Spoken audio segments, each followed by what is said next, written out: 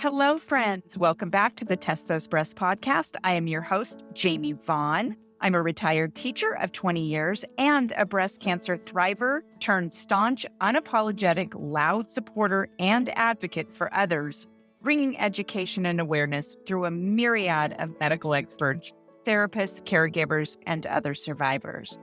A breast cancer diagnosis is incredibly overwhelming with the mounds of information out there, especially on Dr. Google. I get it. I'm not a doctor, and I know how important it is to uncover accurate information, which is my ongoing mission through my nonprofit. The podcast includes personal stories and opinions from breast cancer survivors and professional physicians, providing the most up-to-date information at the time of recording. Evidence, research, and practices are always changing, so please check the date of the recording and always refer to your medical professionals for the most up-to-date information. I hope you find this podcast a source of inspiration and support from my guests. Their contact information is in the show notes, so please feel free to reach out to them. We have an enormous breast cancer community ready to support you in so many ways. Now let's listen to the next episode of Test Those Breasts. Well, hello, friends. Welcome back to this episode of Test Those Breasts. I am your host, Jamie Vaughn, and I am extra ecstatic, excited, all the things to have my guest on today, Arianna Bennett. So Arianna Bennett is a fourth-generation Northern Nevadan, a journalist, a wife, and a stepmom of two human kids and two canine ones. A graduate of Reno High School, she got her start in journalism as editor of the school's newspaper, The Red and Blue, before getting her journalism degree from Northwestern University and going on to professional broadcasting, first in Billings, Montana, and then in Reno. She has been with KTVN 2 News Nevada as a reporter, anchor, and host of weekly news talk show Face the State since 2010. She is the proud recipient of an Edward R. Murrow Award and an Emmy. She was diagnosed with breast cancer in October of 2025 and is in the process of forcibly evicting the microscopic invaders. Well, Arianna, holy cow, how are you today? I'm feeling good today. Yeah, we timed this podcast well. I've got energy. I'm feeling kind of normal in the midst of all the madness. Well, I love that. And yeah, we did really time this really nicely. You and I had a good conversation about a week ago and really got to know each other. I first saw you in person at an event at UNR, and it was all about like disinformation, how to recognize misinformation and disinformation, which is right up my alley and my husband's alley because we are former social studies teachers and we actually taught media literacy and all of that. And then shortly after that, we find out that you have breast cancer. And typically, I interview people who are survivors already, right? They're already, I mean, you're a survivor anyway. Once you get breast cancer, you're surviving. But I mean, after all the treatments and, surgeries and all the things, these are people that I typically interview along with healthcare providers, surgeons, oncologists, radiologists, all the things. You are one of the first people I have interviewed who is going through active treatment right now. And I just am so glad that you are able to be on the show to help kind of give us an idea of what you're going through right now. But before I start, I want to have you walk us through who is Arianna Bennett outside of the diagnosis? Who is this beautiful, wonderful, shiny person? Oh gosh, I mean, I try to be shiny. As you know, some days the shine happens more easily than others. I think right now it's a little hard to even see the who you are outside of the diagnosis because so much of your life revolves around just kind of like getting through the grind of chemo.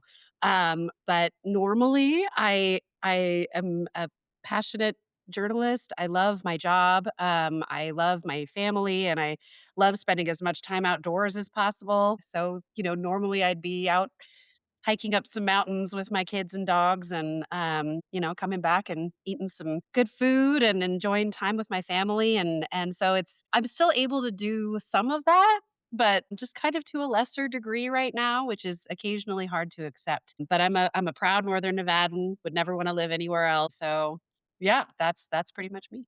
Yeah, you and I actually have even more in common because I went to Reno High School also. Did you? Oh, go Huskies. Lots of 86, a little bit older than us, but yeah, I was like, God, Reno is such a small town, and you and I Mhm. know a lot of people in common. So, given that, you and I talked about how you received your diagnosis, and I do want to go into that because it's pretty powerful. But what was it like receiving that diagnosis while being someone who delivers the news? I think any time you receive news like that, it's this out of body surreal experience of like, wait a second, this isn't something that happens to me. This is something that happens to other people. You think about stuff like this and it's just, the possibility of it, but you just never think it could actually be you. So no matter who you are, I think it's that kind of out of body thing. So I found out I had cancer on October 1st, which happens to be Breast Cancer Awareness Day, which Wow. is, ironic, and, I went to work that day, and, maybe I shouldn't have, I don't know, but it's kinda my default to just, like, shove life aside and get to work and put on the anchor face and do the job, and sometimes that's therapeutic, to just, like, get life put it on the back burner and focus on this, like, very high maintenance job that you can't really think about other stuff when you're doing it, but you get to work and it's Breast Cancer Awareness Day, and I had to anchor newscasts that were largely focused on breast cancer and the awareness of it, and I remember I got through, like, the first few blocks of the show just sitting there thinking, "All right, universe, I'm aware." I feel very aware today of breast cancer, but I got through it, and I remember thinking, "One day, I'm gonna write a story about this, with whatever I've learned and however I can help people, and that's gonna be the first line." I found out I had breast cancer on Breast Cancer Awareness Day. And so I think, like, being a journalist and being a TV anchor, you do kind of tend to frame your life a little bit in, like, "How can I tell this story?" And it helps a little bit to add a little levity of like, well, at least there's a good lead. Yeah, well, and I feel like that is such a good segue into, like, how has this whole experience, you being in the public eye, how has that shaped your experience, kind of maybe even outside of the studio? Do people see you, and do they approach you? Do they what happens outside of the studio?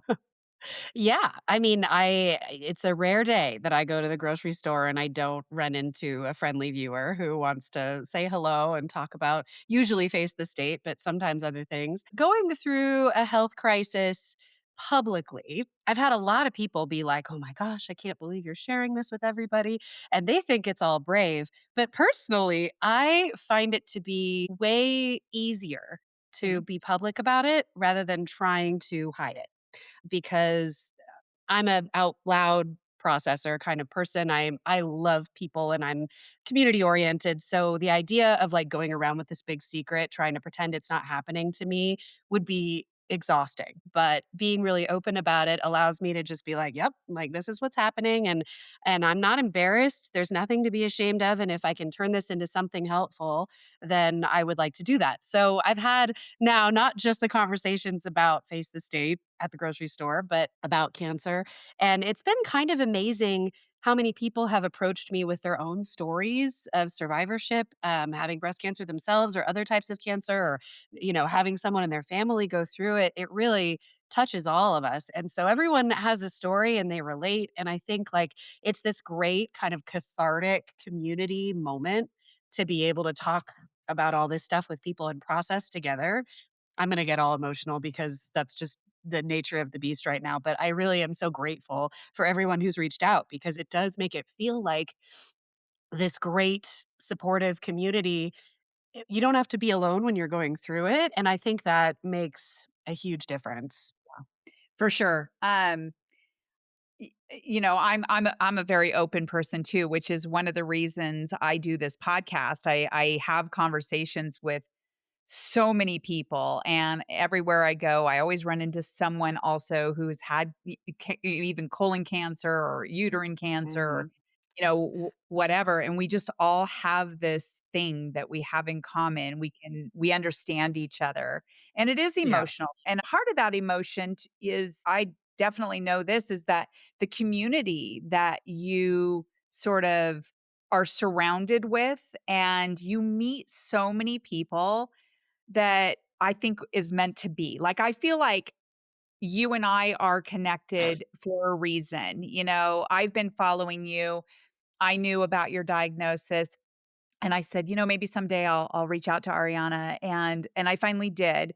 And I feel like our conversation that we had a week and a half ago was so powerful because of the things that we had in common, and you were able to find kind of another avenue to tell your story. And I just think it's so important for people to understand that it's okay not to just keep it quiet, and actually to talk about or do anything that helps you with your mental health. This right here, what we're doing, helps me Yeah. tremendously with my mental health. So I don't know. I definitely resonate with what you're saying there.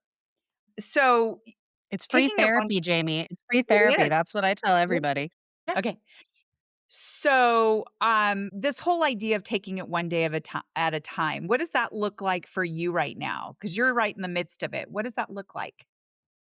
Yeah, that's chemo in a nutshell. I've kind of learned that you really just can't plan anything or predict how things are gonna go, which for a type A planner is very challenging. I like to kind of have my ducks in a row and know that I can get everything in life done the way it needs to be done. And not being able to plan is difficult because one day you might wake up and feel okay. And then you are good for a few hours, and then you hit the chemo wall at 2 p.m. and you are useless the rest of the day. Or you might wake up with like the worst hangover feeling you've ever had in your life, and the whole day is shot, and everything you planned on doing is just not going to happen. And or you might wake up feeling okay. Like today, I feel pretty good. And so that's a struggle, but I think it's just like keeping the end goal in mind of like this is temporary. This is not life for the rest of my life. Like this is just for right now.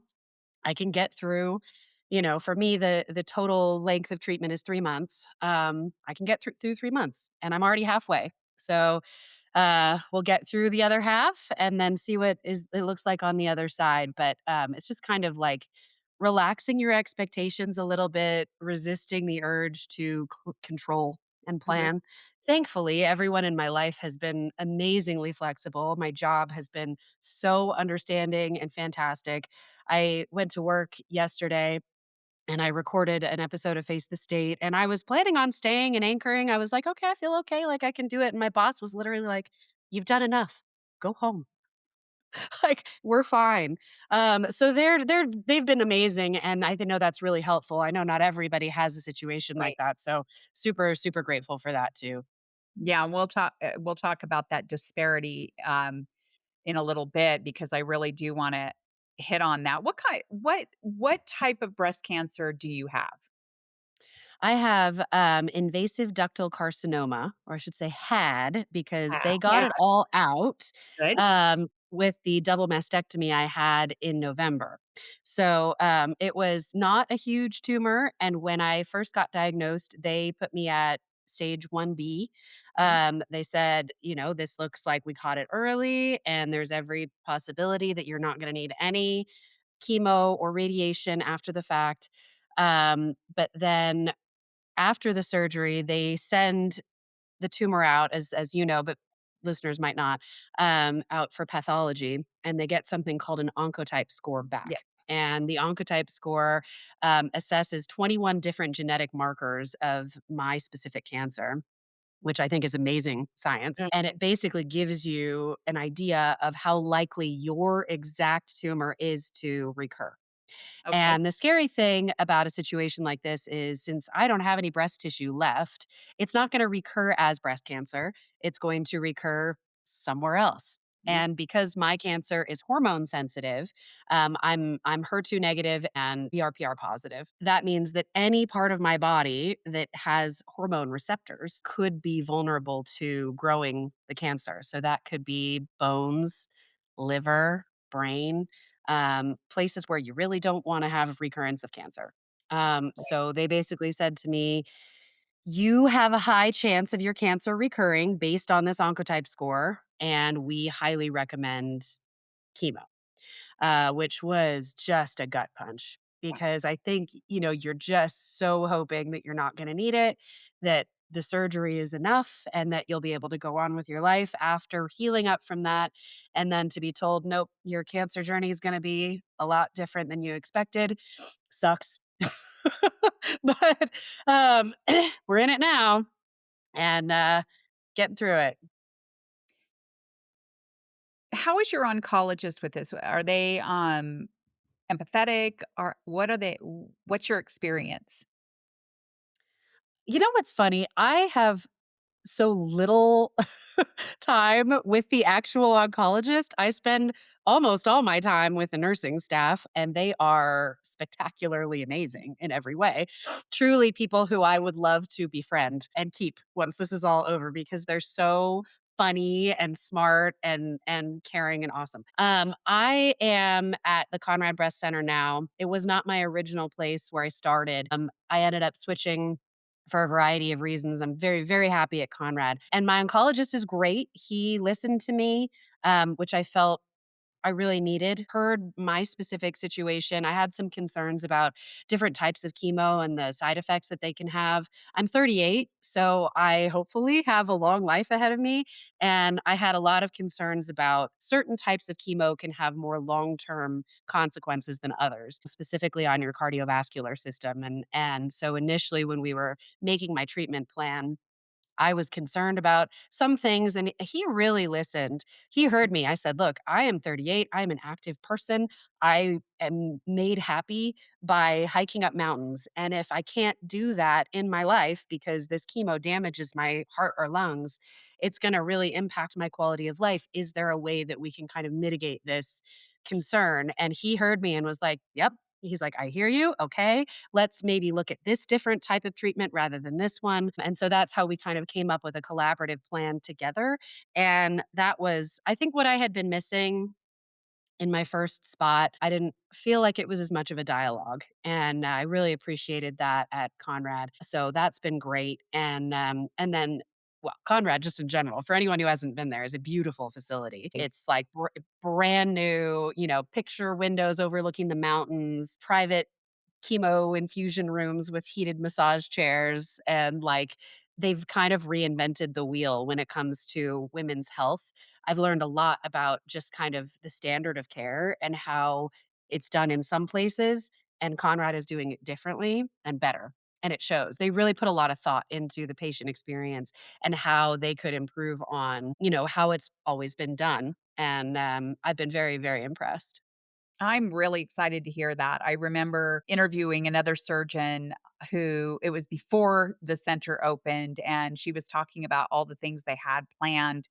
And I finally was able to make it over there because I took a friend of mine to her first oncology appointment, and I got to see that area and they're off and, just a little bit of it. I haven't seen all of it, but I've seen pictures, and I'm just so thrilled that they were finally able to get that here in Reno because honestly, all of that, it's like holistic care. And we're gonna Yeah. talk about that because they have everything under one roof, including cold capping and all the things. And so, but I wanna go back real quickly and say how amazing that is that you actually got to have a conversation with your oncologist and collaborate and decide things together Yep. because you're right, that is not always the experience that people have. I know I didn't have that experience. I did with my surgeon when I went to New Orleans, and that was the first time that I had actually been able to sit down and make these decisions together. And So it just thank you for bringing that up, and I think it's really important to amplify the importance of that because what a lot of people don't understand, as at least people that haven't had cancer or even doctors who haven't been in the situation, that mental health plays a huge role in this. And so for us to be able to advocate for ourselves and ask questions and question things about, some of the treatment without being, you know, I guess pinpointed as somebody who's causing a ruckus or something or, it's really nice, to be able to my next person that I'm, interviewing, her organization is called BC Ruckus because she caused a ruckus when I love she that. was in treatment, I love and she's that. perfect, but, I mean, we don't wanna feel like we are, we wanna feel like this is our body. We want Yeah. to make those decisions. And it's hard to not really argue, because I'm not saying argue, but question the advice you're given from experts who absolutely know what they're talking about. I never have doubted that everyone who's given me advice in the medical field knows what they're doing, but I mean, I'm a journalist, I ask a lot of questions, and I really wanted to understand the reasons behind all these recommendations. And I think the important thing for me was having a doctor who didn't get defensive, who understood that I'm just trying to understand. I'm not questioning your expertise. I just really need to understand the why so that I can wrap my head around it. And then, have it be a conversation that's unique to me, not just a boilerplate. This is the treatment in this case, and everybody gets this thing. Like I said to my current oncologist, like, I'm a news anchor for a living, and I understand that hair loss is a part of chemo, but that's kind of a problem for me, for what I do as a job. And I kind of asked him, what to expect about the hair loss. And he looked at me and he goes, "Oh, no, we're going to cold cap you. We're going to try to save as much of your hair as possible." And I was like, "What?" Like, I was floored. I didn't even know it was an option. And the fact that he heard me and was just like, "Okay, this is a person who's in this specific situation," and not that anybody is comfortable with losing their hair, but it is kind of especially terrible when you're on camera for a living. I don't know, that meant a lot to me. It just felt like he really was listening, and so I felt good about landing in that space. But if I can say something about all of this that I've learned is, like, don't be afraid to ruffle feathers a little bit. Don't be afraid to switch doctors. If you're not jiving with your doctor, I really wrestled with that decision a lot because my previous doctor was a nice person. She seemed very smart and capable, and it wasn't like she didn't seem like she knew what she was doing. It's just I didn't really feel like we were on the same wavelength, I guess. And it was a hard choice, and I felt guilty about it. It was like breaking up with a boyfriend who didn't do anything wrong, and you're just like, you feel like the bad guy.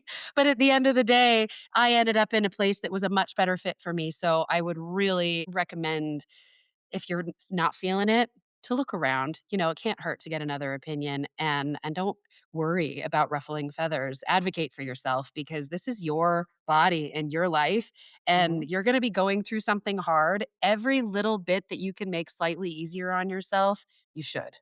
Right. And it's not about them. It's about No. you.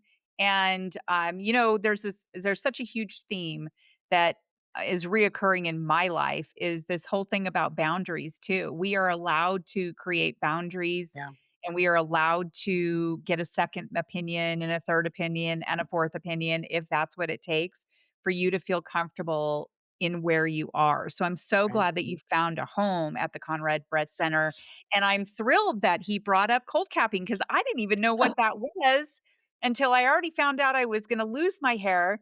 And I think I asked my oncologist, I said, "Am I gonna lose my hair?" And she goes, "Yeah, you're gonna lose your hair, but it'll grow back." And I'm like, But and I had long blonde hair for as long as I can remember. So I know how hard that is. But to have someone actually say, "What are you talking about? We're gonna do cold capping." I what? I I saw it know. a couple of times the infusion center on a couple of people, but it was too late for me. I was starting chemo, like, next week, and, Yeah. yeah, and then you have to order it. You had to order it, it was expensive, so knowing that it's actually in the Conrad Center, that's a huge Yeah. plus. It's a Yeah. totally different system. Yes, and I was in your boat too. I That was also the line I got. "Yep, you're gonna lose your hair, but you can get a wig. It'll grow back." Yeah. And I felt so ridiculous because I was more stressed and sad about losing my hair than I was about losing my boobs, Jamie. Like, I can't explain it, but there was something about just, like, the hair thing that sent me. It's like when and I I'm BRCA positive, so and I've known about that for years, so that's a slightly different conversation. I was somewhat better prepared for getting that news, than I was about the hair loss, but I said to my husband, I was like, "I feel completely ridiculous. I know that this is a vanity thing, but I just, like, I can't get past it." Not alone. And he was like, "Truly, you are more upset about the hair than you were about hearing about the double mastectomy." Sorry, my very clingy dog has decided that she needs to be a part of Hi, this. beautiful. Yeah, hi, You should Penny. Griselda, you should come yeah, come here. I mean, everyone's different. Everyone has a different, reaction to what it is that they are going to lose, and I was really upset about my breasts because I had no indication that I was going to have to ever do that. So I really mourned my breasts. But then when I was going to lose my hair, of course, I was like, oh my God, what am I going to do? But by the time I actually had my husband shave my head, I was already, all right, let's just get this over with. I had already gotten a badass haircut. I took control of the loss of my own hair, already took control. He shaved it, and I actually ended up really liking it.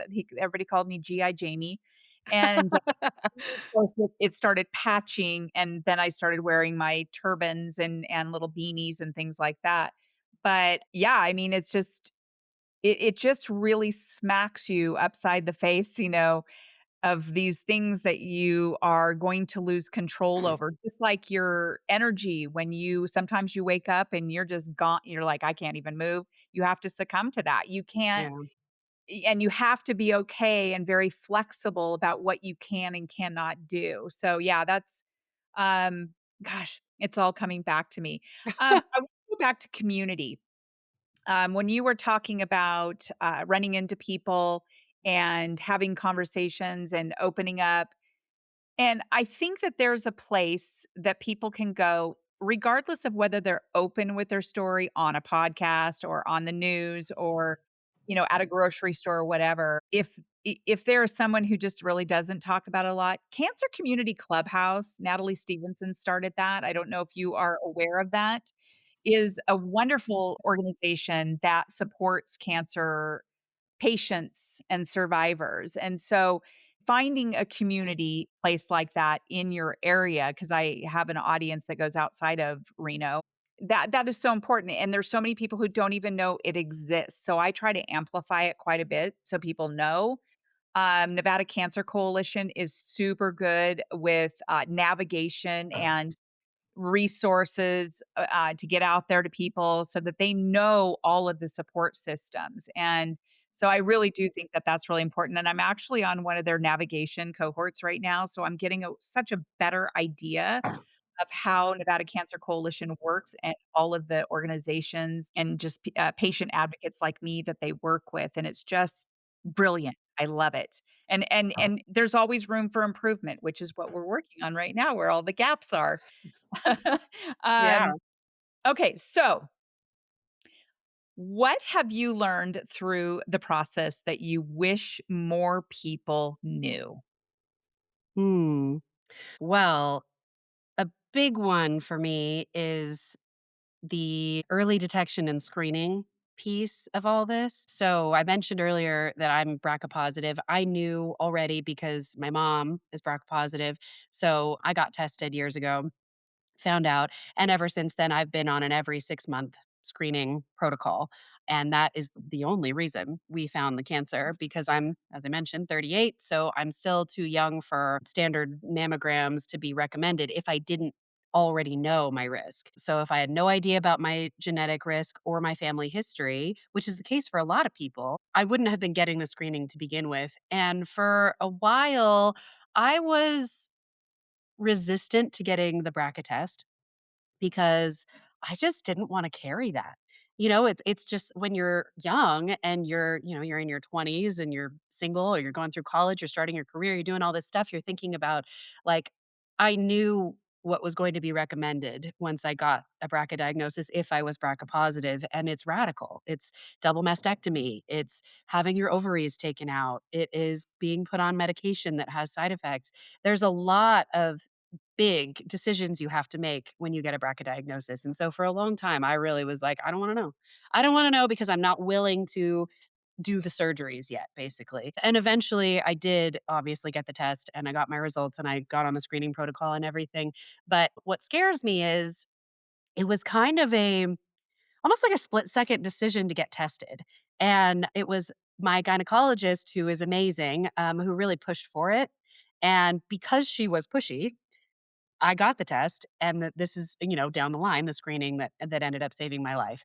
And I just think if I had had a doctor who hadn't pushed me, if I'd had, a doctor who kind of was like more laissez-faire about it, or yeah, it's your decision, do it when you want. My doctor was like, no, you're going today. She was like, we will do it right here today. And she was absolutely right. And I just think like I was lucky to have a doctor who did that for me.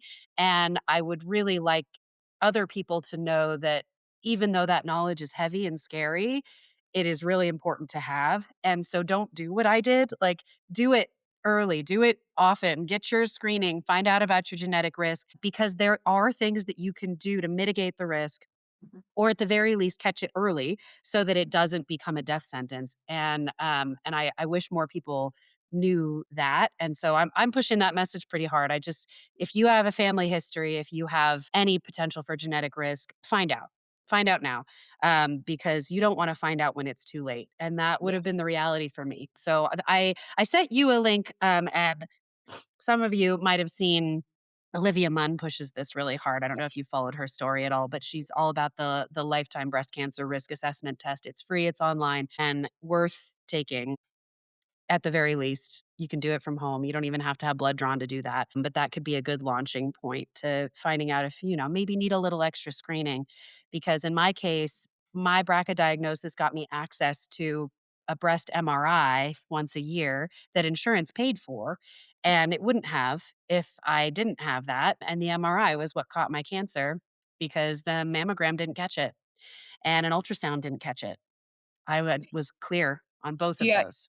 do you have dense breast tissue like most people do I as well? I Yes. do, yes. It's not I'm not like the densest, but like a moderately, they said heterogeneously dense. Dense enough that, a small cancer tumor right in the dead center was not detectable on a mammogram even when they knew it was there. Right. They couldn't find it. So it just is really important to know your situation and to take all the actions you need to so you can at least catch it early.